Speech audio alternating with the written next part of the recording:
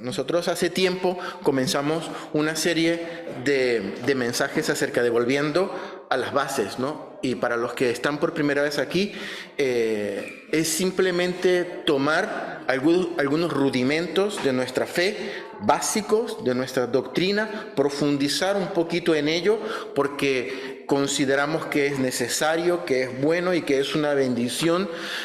A veces tenemos nuestros mensajes, nuestros sermones, más bien devocionales, pero en este caso, pues, la semana pasada comenzamos a hablar de un tópico complicado, de un tópico difícil, de un tópico que tiene pues su miga a la hora de compartirlo dentro de la iglesia, y es el pecado, ¿no? Comenzamos a hablar, la semana pasada fue la introducción del pecado, y hoy vamos a entrar un poquito más en materia acerca del pecado. Vuelvo y repito, vamos a tener algunas semanas aprendiendo bien lo que es el pecado, por lo menos la teoría. Prácticas no van a haber de pecado, así que no se emocionen mucho, ¿no? La semana pasada hablamos acerca de esto, la introducción acerca del pecado, y me gustaría pues recordar que lo estamos haciendo para que aprendamos a tener la doctrina, la teoría de la fe, pues una detrás de la otra, ¿no? O sea, como me gusta decir a mí, es una manera de decir tener el conocimiento ordenado y sistematizado. Y una de las razones, hermanos, para poder tener este conocimiento de esta manera, ¿no? Ordenada de manera sistemática, y saber cuáles son las bases de nuestra fe, es porque a veces como creyentes nos acostumbramos a ver las cosas de la fe de una manera un poquito abstracta, un poco etérea, ¿no? Vale, sí, yo creo en Dios, yo sé que hay estas doctrinas, está la fe, está el perdón, está el pecado, está la salvación, pero a veces tenemos un poquito un pensamiento abstracto, ¿no?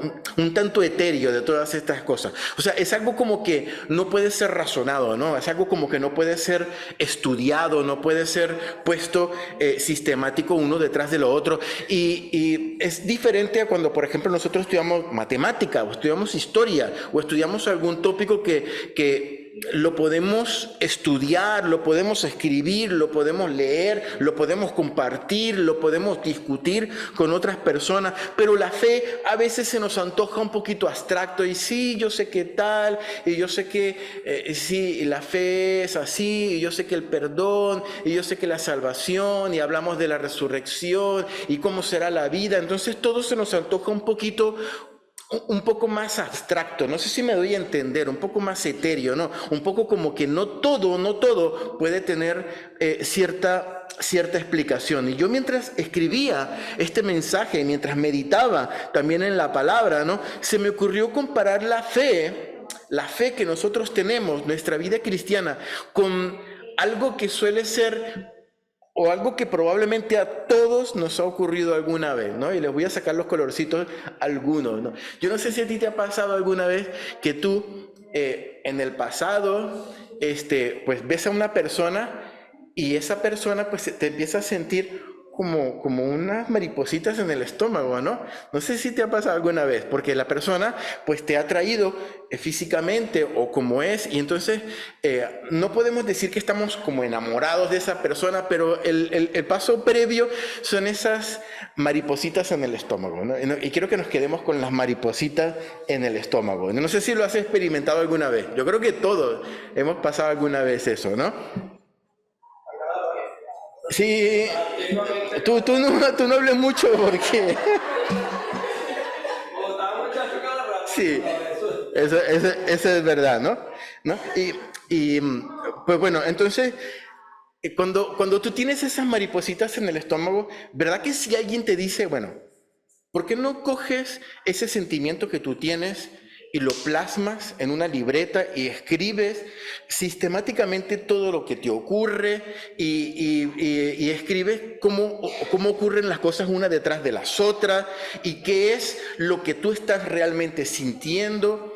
A menos que tú seas una persona que tenga un don de la filosofía y de la oratoria y domines muchas disciplinas, va a ser muy difícil, ¿verdad? Que tú coges esas maripositas y lo intentes explicar en una tesis o en un libro, va a ser complicado. Más que todo porque tú sabes como persona que basta con el sentimiento de las maripositas para estar feliz y para estar contento, ¿no? Esa mezcla entre temor y gusto y alegría, pues es difícil de plasmar, pero tú te quedas con eso. Yo sé que yo lo siento, no me interesa explicar ese proceso. A mí se me antoja incluso una majadería ponerme a explicar eso. No tiene ningún tipo de sentido. Basta con lo que yo sienta y basta con esas maripositas en el estómago, ¿no? Y yo creo que nos ponemos a pensar, ese sentimiento es suficiente para darle sentido a todo lo que queremos hacer o a todo lo que esperamos de la otra persona, ¿no? Y lo bonito de esas maripositas en el estómago es que ocurren un montón de cosas que, aunque no podamos nosotros explicar esas maripositas dentro del estómago, sí que existen cosas que podemos verificar, que podemos cuantificar, que podemos medir incluso científicamente. ¿A qué voy? A que cuando tú tienes una sensación de maripositas en el estómago porque otra persona te atrae, porque otra persona te gusta, si te meten en un cacharro de estos para hacer una tomografía computarizada, seguramente te aparezcan en el cerebro regiones donde se están produciendo excitaciones o pensamientos que son evidentes, científicamente medibles. Si te hacen un examen de sangre, te vas a dar cuenta que vas a tener probablemente ciertas hormonas un poquito más altas que las otras, que te producen cosas que son medibles y cuantificables, como sudoración, se te dilatan las pupilas, muchas veces te dan movimientos gastrointestinales indeseables, pero bueno, que están allí, ¿no? Cuando te pasan este tipo de cosas que tienes pues nervios, son cosas que son verificables, que son cuantificables, que se pueden medir, ¿no? Y la cuestión a lo que quiero llegar es que, aunque todas estas cosas son medibles y cuantificables, ¿no? Científicamente, lo que sí no se puede saber es qué es lo que desencadena todo eso.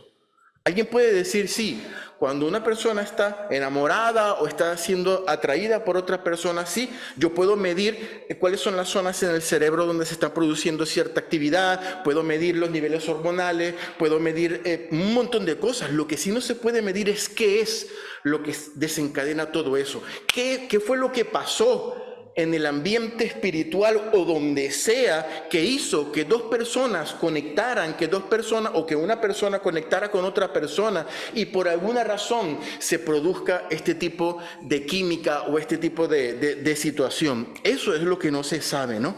Y el ejemplo de las maripositas en el estómago puede ser que sea muy banal y muy tonto para un mensaje, pero lo he querido traer para que lo pudiésemos comparar con nuestra fe, porque muchas veces el asunto de la fe obviamente siempre trasciende los límites de la razón, ¿no? Porque nosotros tenemos fe, ¿no? Los límites de la lógica. Hay cosas que nosotros no vamos a poder explicar que pertenecen a la fe, pero sí que hay elementos medibles, verificables y cuantificables que giran en torno a la fe. ¿Qué quiere decir esto? Que nosotros, cuando Dios toca nuestros corazones y nace dentro de nuestro corazón, esa fe, eso no puede ser explicado ni científicamente, ni cuantificable, ni medido, ni nada, porque es algo que Dios hace en el corazón de cada persona. Es como cuando nace esa química que nos gusta otra persona con las maripositas en el estómago, pero lo que sí podemos hacer es coger lo que viene después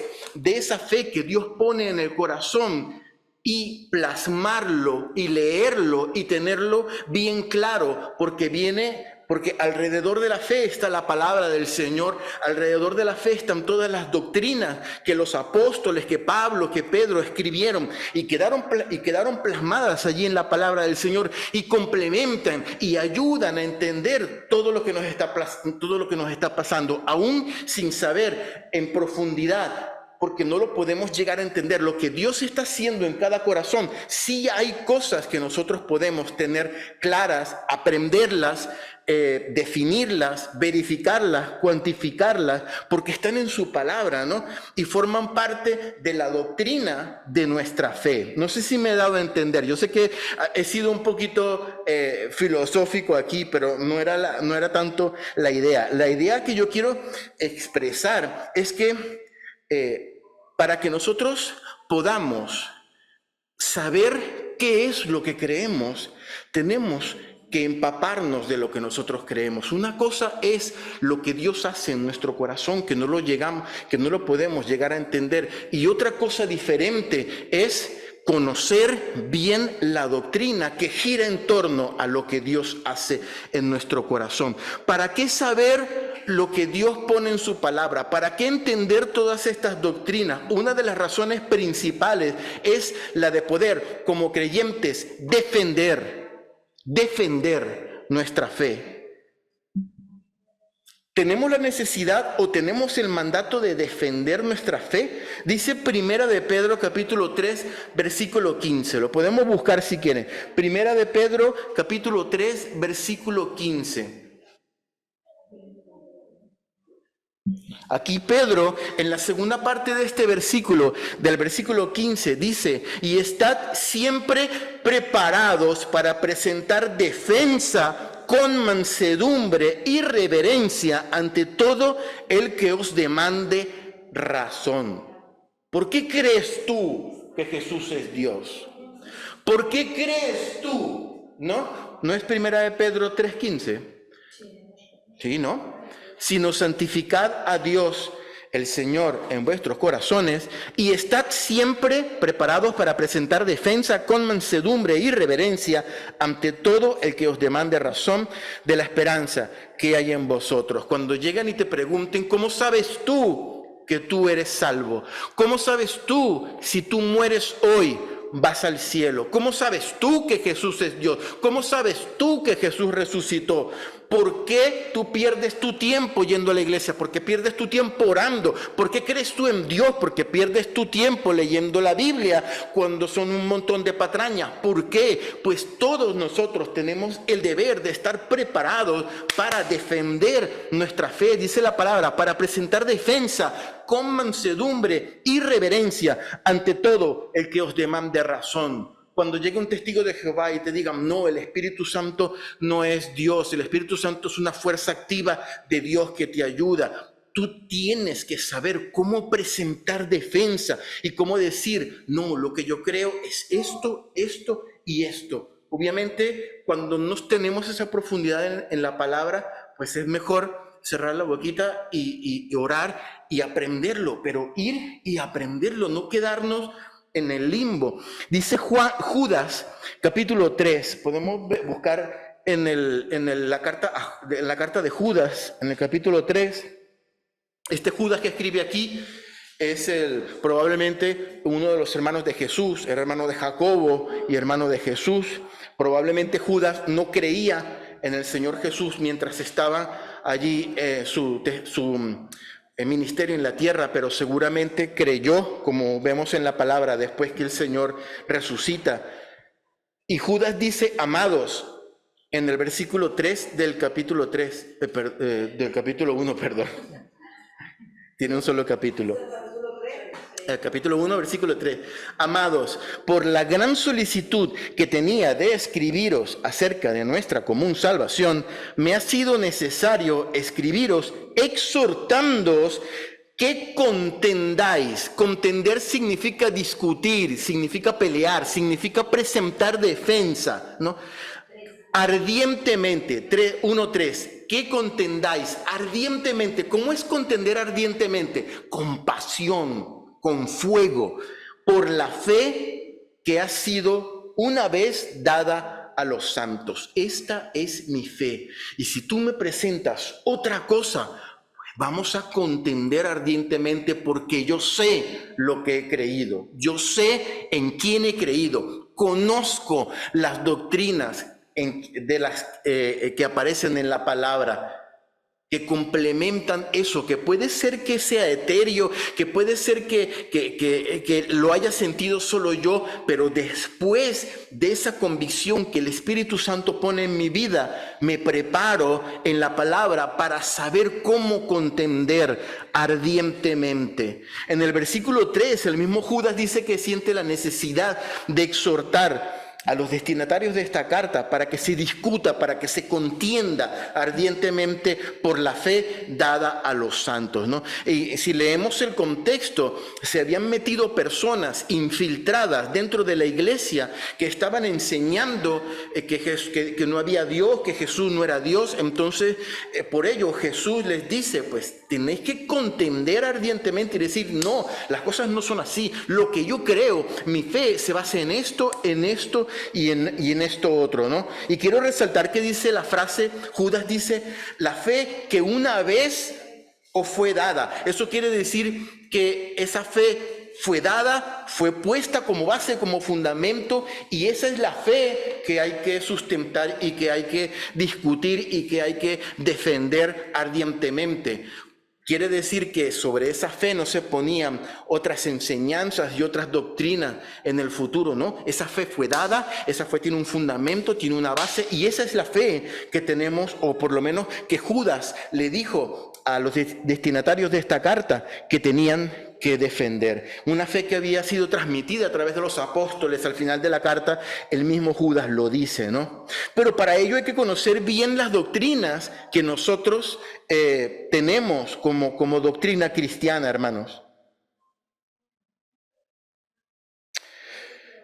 Ahora bien, quiero hacer un paréntesis. Eso no quiere decir que alguna vez haya personas que conozcan al Señor y que por alguna u otra razón no hayan tenido la oportunidad de empaparse o de prepararse o de estudiar las doctrinas y no hayan podido vivir una vida rica espiritualmente. Yo no estoy diciendo eso, porque hay personas que han conocido al Señor que no han tenido la oportunidad de estudiar las doctrinas, el pecado, la salvación, la teología, y han vivido una vida rica espiritualmente. El Señor les ha revelado cosas y han vivido una vida espiritualmente llena y preciosa. Pero si nosotros tenemos la oportunidad, hermanos, de profundizar en las verdades de Dios, de estudiar sus doctrinas, pues no perdamos la oportunidad de hacerlo, hermanos.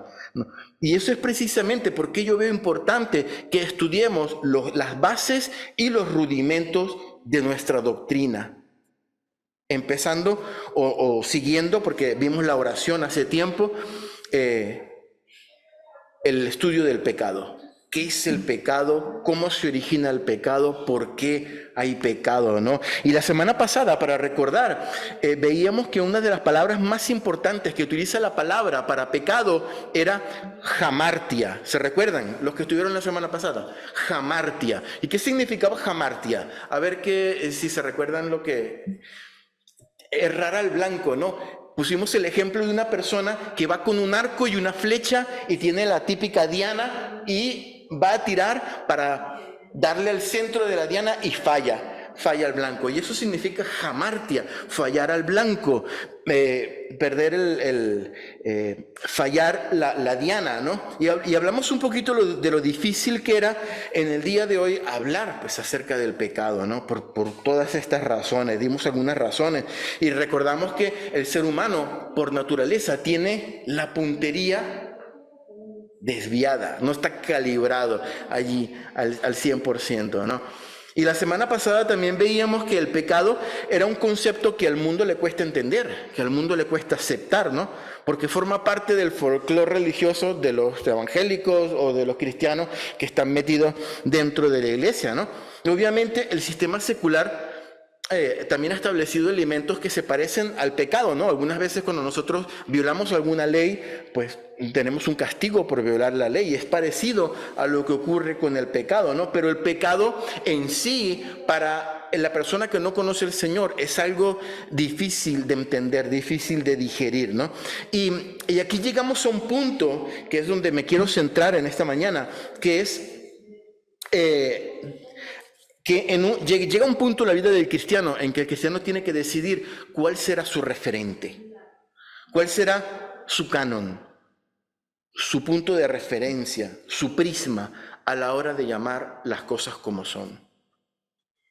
Dios tiene su criterio para llamar las cosas como son, es el criterio de Él, es el criterio de la sabiduría infinita del Señor, lo ha revelado y lo ha dejado plasmado en su palabra, ¿no? Pero este mundo, querido hermano, tiene su propio criterio para decir cuáles son las cosas que están bien y cuáles son las cosas que están mal.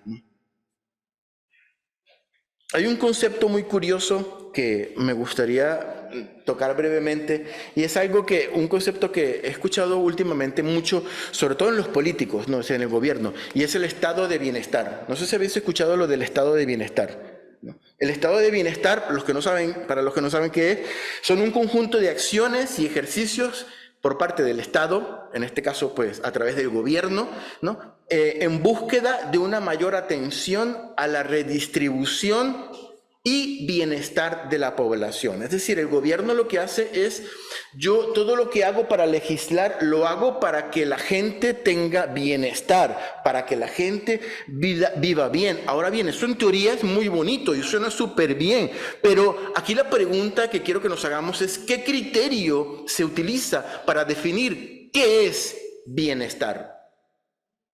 ¿Qué es bienestar? Obviamente hay cosas que son lógicas y hay cosas que son razonables, como por ejemplo que todas las personas tengan derecho a tener una sanidad y la sanidad sea buena y todo ese tipo de cosas.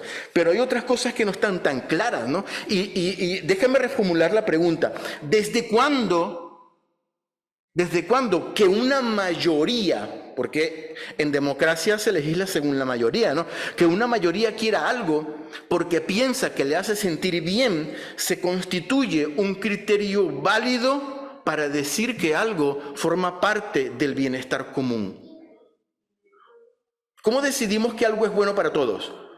Por democracia, porque todo, levante la mano lo que es bueno, sí, levante la mano lo que es malo. No, ¿cómo lo decidimos? Así. Pastor, eso está reflejado actualmente en lo que son los objetivos de desarrollo sustentable. Sí, pero eso es otro, es algo que va aparte, ¿no? De eso. Pero, por supuesto, si nosotros pensamos, por ejemplo, en la Alemania nazi, la mayoría se estaban de acuerdo con todas las barbaridades que estaban haciendo todo. Entonces, ¿qué hacemos? ¿Lo hacemos por democracia? ¿Decimos lo que es bueno y lo que es malo por democracia? La mayoría de los gobiernos hoy en día están de acuerdo con el aborto, por ejemplo, y si nosotros hablamos o hacemos un voto, pues probablemente la mayoría de las personas van a decir sí, la mujer tiene derecho a decidir sobre su cuerpo y a abortar. Entonces, porque la mayoría lo diga, es bueno. Y me encanta esa rotundidad. No. El estado es parte del estado de bienestar que una niña de 16 años, aún en contra de sus padres, pueda abortar. Decidimos lo que es bueno y lo que es malo por mayoría, ¿no? En Sodoma y Gomorra todos estaban, lo vemos en la historia de Sodoma y Gomorra, ¿no? Moisés le decía, Abraham le decía al Señor, bueno, si hay 50, si hay 40, justo, si hay 30, si hay 20, ay Señor, sálvalos, si hay 10, si hay 5, por favor. Es la manera como estaba Abraham intercediendo allí. Y nada, pues todas las personas estaban corrompidas, ¿no? Y lo vimos en esa historia, ¿no? Entonces, ¿qué criterio, hermanos, van a utilizar los hijos de Dios? Vamos a utilizar nosotros, los hijos de Dios, para decidir qué es lo que está bien y qué es lo que está mal. Leímos en Romanos capítulo 12, versículo 2, súper conocido. No, ¿qué decía el apóstol Pablo? No os conforméis ¿a qué? A este siglo. No os conforméis a este siglo, sino transformaos por medio de la renovación de vuestro entendimiento. Todo esto lo explicamos en detalle cuando leímos Romanos, pero cuando dice la palabra no os conforméis, está hablando de nosotros, iglesia de Dios. No os conforméis, no se amolden, no tomen la forma del patrón, del canon del mundo, de este siglo. Cuando la frase dice este siglo, se refiere a la manera de pensar secular del mundo actual, la manera como el mundo de hoy dice esto está bien y esto está mal. A eso es lo que la iglesia de Cristo rotundamente no se debe amoldar. En la Biblia tenemos, hermanos, la historia súper archiconocida. Yo le he predicado un montón de veces del hijo pródigo, ¿no? Y los que recuerdan la palabra, la podemos ubicar en el Evangelio según San Lucas, en el capítulo 15, el hijo pródigo. A partir del versículo 11, vemos la historia o esta parábola, ¿no? Y si nosotros pasamos la historia del hijo pródigo por el prisma de este siglo, nos vamos a encontrar algo curioso. Vamos a ver qué pasó con el hijo pródigo. No lo vamos a leer, pero lo vamos a recordar. Había un hombre que tenía 2 hijos, un hijo mayor y un hijo menor. El hijo menor le dijo: papá, yo quiero que me des toda mi herencia, lo que me corresponde, es lo mío. Entonces el padre pues se lo dio, el hijo se fue a vivir su vida, a vivir la vida feliz de la vida, ¿no? Y pues allí continúa la historia. Y si nosotros pasamos esto por el prisma del mundo, vamos a ver, ¿qué hizo el hijo menor? El hijo menor hizo algo malo. ¿Qué pecado hizo el menor? El hijo menor lo que dijo es: papá, me quiero emancipar. Papá, quiero aprender lo que es vivir por mí mismo, quiero aprender a tener responsabilidades, por favor, dame la parte que me corresponde, que al final es mía. No se lo estoy robando a nadie, dámela que yo voy a ir a aprender. Bueno, la versión oficial es: papá, voy a emanciparme, a hacer las cosas, a intentar que mi carácter, trabajar en mi carácter, ser una persona responsable, poder saber que soy una persona que puedo cuidar de mí mismo. Esa es la versión oficial. La versión extraoficial es: papá, me quiero ir lejos porque quiero vivir la vida loca y quiero hacer todo lo que yo quiera sin el control de mamá y papá. Pero bueno, de todas maneras, ¿está mal eso desde el punto de vista del mundo? Pues no, es una persona que quiere aprender a vivir por su propia cuenta, con su dinero, no se lo ha robado a nadie. Vamos, dice la palabra que el chico se va a una provincia alejada, dice, lejos de papá, ¿no? Y empieza a vivir perdidamente. Bueno, perdidamente porque lo dice la Biblia, perdidamente, que la Biblia es un libro de santurrones, pero en realidad lo que estaba haciendo era divirtiéndose con su dinero. Nada malo, no le estaba haciendo nada malo, estaba disfrutando de la vida. Y eso es seguramente lo que el prisma del mundo te dirá, ¿no? Hasta que se acabó su dinero. Se acabó el dinero, se le acabaron los amigos también, o no los amigos de él, los amigos de su dinero. Y pues eso fue un clic en su mente, y dice la palabra que él regresa y le dice: padre, he pecado contra el cielo, contra ti, no soy digno de ser llamado tu hijo, por favor, hazme a uno como de tus jornaleros, de tus siervos. Y aquí nosotros tenemos que pensar, ¿cómo es posible que en esta historia el niño haya pecado, el chiquito haya pecado? Sí, es verdad, hizo cosas que no están del todo bien, ¿no? Hizo cosas, no administró bien su dinero, se lo podemos reprochar. No fue, quizá, no fue responsable, pero todos nosotros hemos cometido errores alguna vez, ¿o no? ¿No? Entonces, ¿cuál es el pecado del chiquito?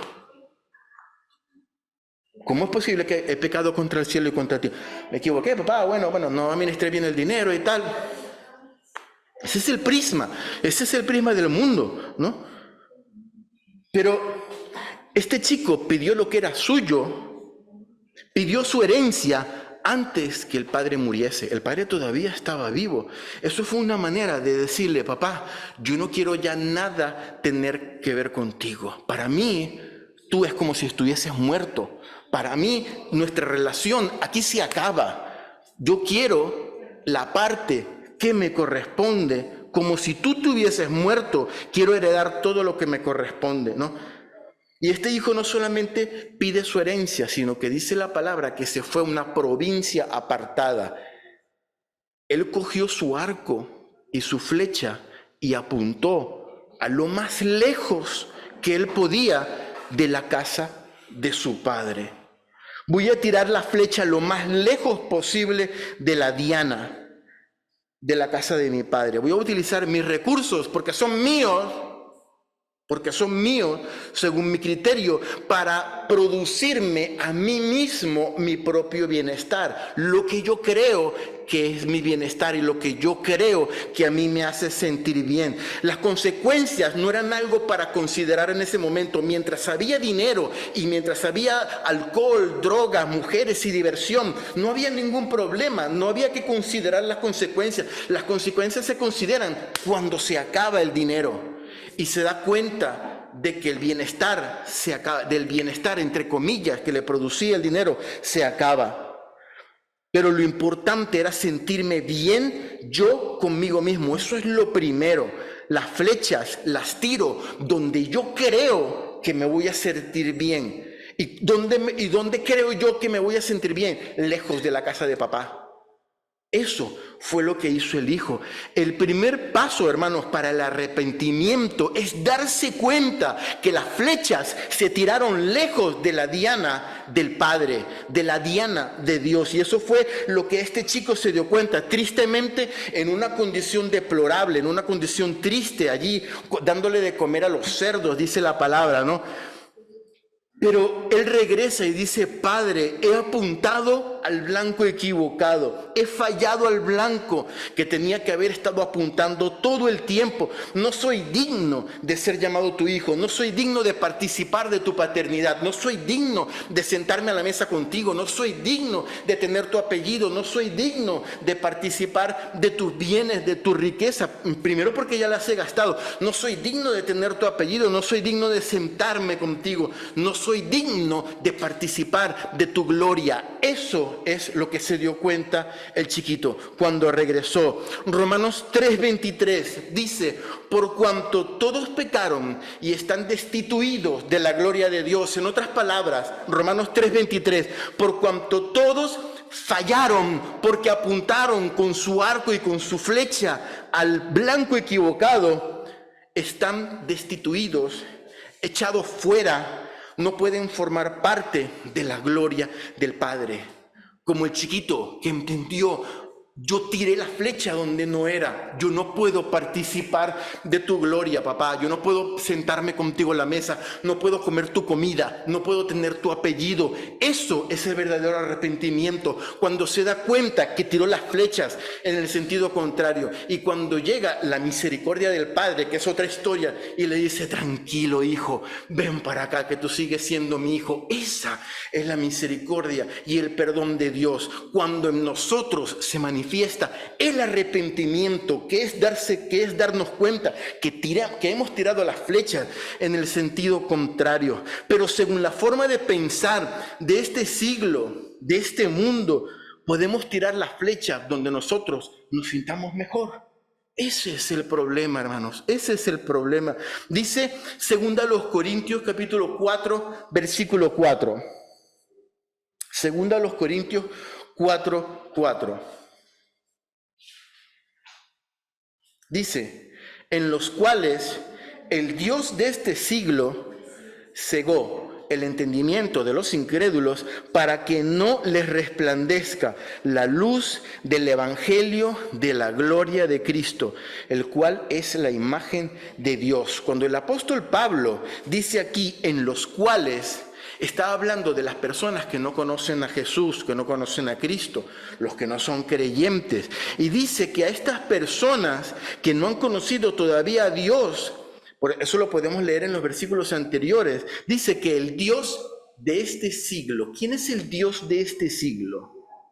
El diablo, Satanás, él es el Dios de este siglo. ¿Por qué lo llama Pablo el Dios de este siglo? Porque es el que da la pauta, el que da el criterio, el que dice: la diana buena para ti es esa que está allí, la de Dios. No, la diana buena, el blanco bueno es el que está allí. Y dice la palabra: el Dios de este siglo, la frase este siglo, la escribe el mismo Pablo en el versículo 2 de Romanos 12 que leímos antes, para decir: no os conforméis a este siglo. Son las mismas palabras en griego, la sintaxis es muy parecida. No os conforméis a este siglo. ¿Por qué? Porque el Dios de este siglo El Dios que gobierna en este mundo ha cegado, le ha puesto una venda al entendimiento de los que no creen en Dios para que tiren las flechas al otro lado y no les resplandezca la luz y la gloria de Cristo. Eso es lo que está pasando. Por eso cuando se tiran flechas con un entendimiento corrompido, con un estado mental alterado, guiado por este siglo, solamente guiado por el criterio egoísta, si la flecha da donde yo quiero, entonces me hace sentir bien, entonces es bueno. Si da donde yo quiero, me da satisfacción, entonces es bueno. ¿Cómo puede ser algo malo? Esta es la pregunta. ¿Cómo puede ser algo malo si me hace sentir bien, si me llena y no le hago daño a nadie? Y el mundo en este siglo, pues existen un montón de puntos de vista acerca del pecado. La semana pasada veíamos un poco lo difícil que es entender para el mundo el concepto de pecado. Y me gustaría que revisásemos brevemente algunos puntos de vista del pecado, ¿no? Ya voy terminando, hermanos. Sé que me he alargado un poquito, pero es que es muy interesante. El primer punto de vista y más extendido es el ateísmo. El ateísmo es ese sistema de creencias en donde no se cree, pues, en Dios, ¿no? Y no hace falta mucho análisis para entender que si una persona no cree en Dios, pues tampoco cree en el pecado, porque el pecado es, en principio, fallarle a Dios, ¿no? Entonces, nosotros podemos esgrimir muchísimos argumentos que hablan acerca de la existencia de Dios, pero el problema del no creyente, hermanos, no está en su mente. Si nosotros nos vamos al Salmo, capítulo 14, versículo 1, ¿qué dice Salmo 14, 1?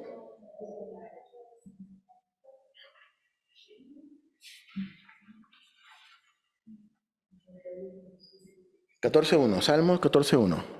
¿Lo veo yo? Sí, por favor. Dice el necio en su corazón, no hay Dios, se han corrompido, hacen obras abominables, no hay quien haga el bien.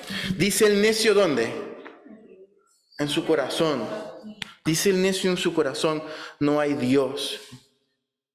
El problema es que nosotros podemos dar muchos argumentos para intentar convencer a una persona que Dios existe. Sí, mira la creación, mira el sistema. Hay muchísimos argumentos filosóficos, históricos, para convencer a una persona. Pero ¿qué pasa con el necio que no cree en Dios? Que él no lo cree, el problema no está aquí. El problema está aquí, en el corazón. No es lo que entiende, es que hay una raíz metida dentro de su corazón que hace que él no tenga en cuenta a Dios en todos sus caminos. Y yo creo, hermanos, que esa es obra única y exclusiva del Espíritu Santo. Si el Espíritu Santo no toca allí, poco vamos a hacer con nuestros argumentos. Poco, de verdad. Lo podemos quizás convencer, pero será un convencimiento superficial. Dice la palabra en Juan capítulo 16, versículo 8. Cuando Él venga, está hablando del Espíritu Santo, Jesús está hablando del Espíritu Santo. Juan 16, 8. Cuando Él venga, convencerá al mundo de pecado. Convencerá al mundo de pecado. Eso es lo que hace el Espíritu Santo. De ahí la importancia de que nosotros como cristianos expandamos, prediquemos la palabra del Señor, hablemos con nuestro testimonio y con nuestras palabras de lo que Dios hace y de lo que Dios dice en su palabra. Porque a través de esa predicación el Espíritu Santo tocará los corazones de las personas incluso más ateas. Y es el Espíritu Santo el que va a convencer, no son nuestras palabras. Nosotros nos vamos a dejar utilizar por el Señor. En primer lugar, el ateísmo. En segundo lugar, hay una doctrina filosófica llamada determinismo. Ateísmo y determinismo. No me quiero profundizar mucho en el determinismo, pero el determinismo es una teoría que que está metida fuertemente en casi todos los aspectos del mundo, y lo que es una teoría filosófica, ¿no? Que dice que todos nosotros como seres humanos estamos condicionados por algo, ¿no? O sea, todo lo que hacemos es por culpa de cosas externas o internas, pero que nos llevan a hacer algo, ¿no? Entonces, en este aspecto o bajo este punto de vista, no existe el libre albedrío, porque yo no puedo decidir en el determinismo, yo no decido si hay algo que está bien o algo que está mal. Simplemente yo hago algo, sea bueno o sea malo, porque las condiciones que están fuera y las condiciones que están dentro me llevan a hacerlo, ¿no? Entonces, pues en ese sentido, el determinismo lo que está haciendo es justificando el pecado. No es algo que yo he hecho, pero yo lo he tenido que hacer porque así lo ha determinismo, las condiciones externas y las condiciones internas, ¿no? Y eso está más extendido, hermanos, de lo que nosotros creemos. Incluso dentro del ambiente cristiano hay el ala más radical de una corriente llamada calvinismo. Hay un ala súper radical, habla acerca del determinismo, ¿no? Y ha habido otras corrientes de pensamiento que han surgido precisamente para luchar en contra de ese determinismo. Pero esto es algo mucho más complicado y mucho más largo que no me gustaría profundizar porque nos vamos a enredar un poquito. Pero en principio, el resumen es el siguiente: que el determinismo niega el libre albedrío del hombre y por lo tanto la posibilidad entre elegir el bien y el mal. Y nosotros tenemos la posibilidad, desde Adán y Eva, la posibilidad de elegir entre lo que está bien y entre lo que está mal, ¿no? Y un tercer punto muy interesante viene a ser conocido como el hedonismo. Hedonismo, ¿habéis oído hablar del hedonismo? El hedonismo viene de una palabra que es edos del griego, que significa placer. Entonces el hedonismo es ese sistema en donde lo que está bien y está mal lo determina el placer que nos produce algo, ¿no? Considera el placer como lo que determina el valor moral de una acción. Y el hedonismo está impregnado en la sociedad moderna, hermano. O sea, si hay algo que te causa placer, entonces es bueno, ¿no? Lo de reprimir lo que te causa placer es malo, porque te va a dar secuelas psicológicas y un montón de problemas, ¿no? El mismo Pablo, el hedonismo nace varios siglos antes de Cristo, y el mismo Pablo se encuentra con personas que practicaban un tipo de hedonismo llamado los epicúreos. Se lo encuentra allí en el libro de los Hechos 17, lo podemos encontrar. Él está allí en el Areópago, donde se reunía pues el tribunal en Atenas, de los griegos, un lugar súper conocido, y que habían un montón de templos pequeñitos y de sectas y de corrientes de pensamiento filosóficas de la antigua Grecia, y Pablo predica allí, y dice la palabra que los epicúreos y los estoicos, los epicúreos son de la corriente de los hedonistas, ¿no? Y Pablo pues los confronta y habla con ellos y predica la palabra en ese famoso pasaje de la palabra, ¿no? Allí en Atenas, ¿no? Hace un rato veíamos la parábola del hijo pródigo. Pues eso es un ejemplo de lo que es el hedonismo. Es perfectamente hedonista, ¿no? El chico disfrutaba de los placeres mientras había dinero, ¿no? Y no le pasó por la cabeza el pecado que estaba cometiendo contra Dios y contra su padre, porque lo que le importaba era su bienestar. Y eso es algo que pasa muchísimo hoy en día. Hoy lo vemos en el día a día. ¿Cuántas familias, queridos hermanos, se han roto, se han destruido, porque alguno de los dos, el padre o la madre, conoce a otra persona y se enamora y se va con la otra persona? Incluso nosotros podemos escuchar de esa persona, de ese padre o esa madre que se va, incluso argumentos que pareciera que le estuvieran haciendo un favor a las otras personas. ¿Cómo yo me voy a quedar en un matrimonio sin amor? ¿No? La otra persona y yo nos amamos, pues si nos amamos hay que darle una oportunidad al amor. No me puedo quedar en esta casa haciéndole la vida imposible a mis hijos y a mi mujer cuando no hay amor. Entonces se le da tanto valor al bienestar, aún a expensas de un hogar que se rompe. Un verdadero hombre dice, pues sí, pues igual conocí a esta y me movió el suelo, me gustó, sentí las maripositas del estómago, pero yo soy un hombre y yo me debo a mi mujer porque le prometí fidelidad, y me debo a mis hijos que no se van a quedar sin mis hijos. Mi gusto, yo me lo meto en el bolsillo y me es alegría, y no por el hecho de que yo voy a disfrutar más con la otra persona, yo eso lo voy a considerar bueno y me voy a ir por allí.